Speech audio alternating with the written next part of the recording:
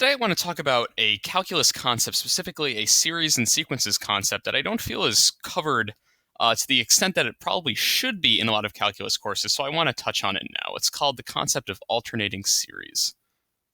Alternating series. And simply, as the name implies, alternating series are just series in which terms change signs. That's pretty simple. So you could have 1, -1, 2, negative pi, e, negative e, so on and so forth. Or it could be something as predictable as 1, -half, 1/4, -1/8, and so on and so forth. Really, it's just a type of series in which each term has a different sign from the sign that precedes it. And typically, you might see alternating series written in the following format.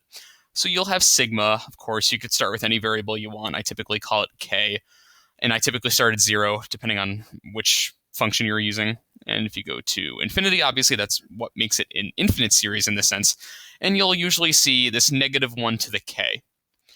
That's really just affirming the fact that each sign is different from the sign that precedes it. So for example, if I plugged in k is equal to 0, -1 to the 0 would be 1. So obviously that term would be positive, assuming that the remaining components of that term all had positive values. And then if I plugged in k is equal to 1, I get -1 to the 1, which is equal to -1. And if I plugged in k is equal to 2, I would get -1 squared, which is 1, so it would be positive again. So really, that's sort of the notation that you'll see. So let's take a look at an example alternating series. So let's say I have something like sigma k equals, we'll start with 1 here. We'll go to infinity of -1 to the k. So that's your indication right off the bat that it's alternating, because I'm going to go positive, negative, negative. Actually, in this case, negative, positive, as you could probably see, over k factorial. So what I want to do is let's make a little chart and let's see what kind of values we could get. So here, let me do this over here, or a table rather. Okay. So we could say that these are going to be our k values, and then these will be our a sub k values. So it's the term that we get from plugging in each value k. So let's start with 1. So when we put 1 in, we get -1 to the 1, which is -1, over 1 factorial. You might recall that 1 factorial is also 1. So in this case, we get -1. Okay. And if we plug in k is equal to 2, we get -1 squared, which is +1, over 2 factorial, which is also just 2. So we get, if we plug in 2, we get +1/2. Okay. If we plug in 3, we'll get -1 cubed. Okay, so we're back to negative, because that's -1, over 3 factorial, which is 3 times 2 times 1, which is 6. So that's going to be -1/6. Okay, if we plug in 4, right, -1 to the 4th. Okay, that's an even power, so now we're going to have positive, because that's just going to be 1. And then dividing by 4 factorial, that's +1/24. And then if we repeat the pattern, by now we should be pretty clear on the fact that we're going to be getting a negative every single time we plug in an odd numbered k. And then we're going to get this over 5 factorial, which is 120. And it goes on and on and on. So we know that this is equal to -1 plus 1/2 minus 1/6 plus 1/24 minus 1/120. And it just goes on and on, because this is an infinite series. Now, this is important, though, because this portion of it right here, this part of it, this is called the partial sum. It's accomplished by summing a given number of terms. And right here, you can see that we have the first, second, third, fourth, and fifth terms. So we could call this S sub 5, which means that this is the fifth partial sum. Okay, now that's going to be important to consider. So now the question that you probably have is, even though the terms are getting smaller in magnitude, it's kind of confusing because they keep getting flipped in between positive and negative terms, or values. So now the question that you probably have is, does this series, or this sequence, does this series converge or diverge? That is, does it get infinitely big / small, or does it approach some sort of finite value as k tends toward infinity? Well, thankfully, there's a special test that we could use to determine this, and I will introduce that to you now. It's called the alternating series test. Alternating series test. Okay. It says that if you have some sort of series, sigma k is equal to whatever arbitrary value, I'll just call it b, to infinity of a sub k, okay? In order for this to converge, so to converge you need a couple of different conditions. Okay, one is that it alternates signs. That's what allows us to use the alternating series test. So if it predictably flips between positive and negative after each term, that is, each term is the opposite of the sign that came before it, you know that it's an alternating series.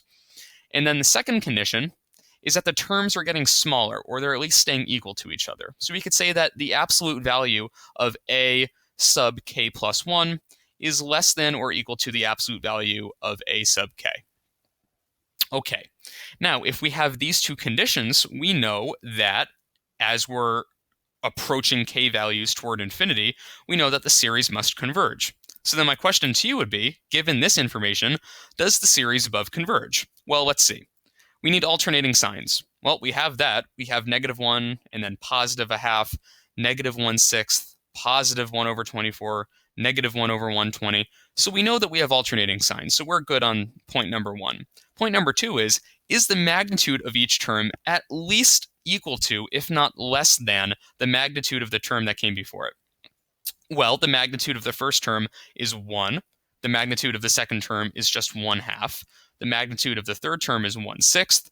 The magnitude of the fourth term is 1/24. And as you can see, we still have 1 in the numerator, but all the denominators are getting predictably larger. So yes, we do have the magnitude of each term getting smaller, or at least staying equal, but not in this case, to the magnitude of the term that precedes it. Well, that's all well and good, but I suppose that the next question you have is, how far off are we? Well, we could use something called the alternating series remainder theorem.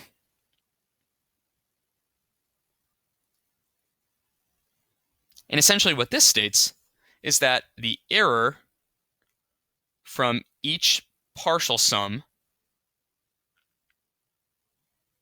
S sub k is equal to or less than the next value, which we could call a sub k plus 1.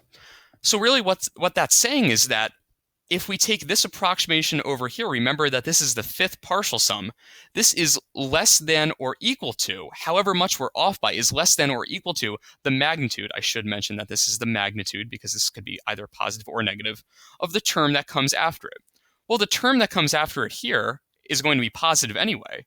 So the term that comes after this will be a sub 6 is equal to -1 to the 6th, which is just positive 1, over 6 factorial, which is equal to 1 over 720. So we know that the amount that this partial sum is off by in approximating the entire value of this infinite series is less than or equal to 1/720th. And this can work in either ways. We could be below this number, this number that we don't even have any idea of what it is yet, of the value to which this series approaches. We could be off by, at minimum, 1 over 720, or at maximum 1 over 720. So we could say that the error, or we could say that the range of values that the kth partial sum S sub k gives is as follows. We could say that this is S sub k, right? This is the kth partial sum, that's what we found up here, minus the magnitude of a sub k plus 1, right? That term that comes after the number of k's that we used to calculate that partial sum. So for example, if it were the fifth partial sum, we would be subtracting the magnitude of the 6th term, and it can be up to S sub k plus the magnitude of the next term. So whatever this comes out to be, and obviously it's going to be some really odd looking number given the variety of denominators that we have here, we're approximating in a range that's equal to this value, S sub 5, minus the absolute value of a sub 6, which we just determined is 1 over 720, up to the value of S sub 5 plus 1 over 720. I hope that helped. I know it was a brief example, but I hope that this gave you a better understanding of what alternating series are. Thank you for joining me, and I will see you in the next one.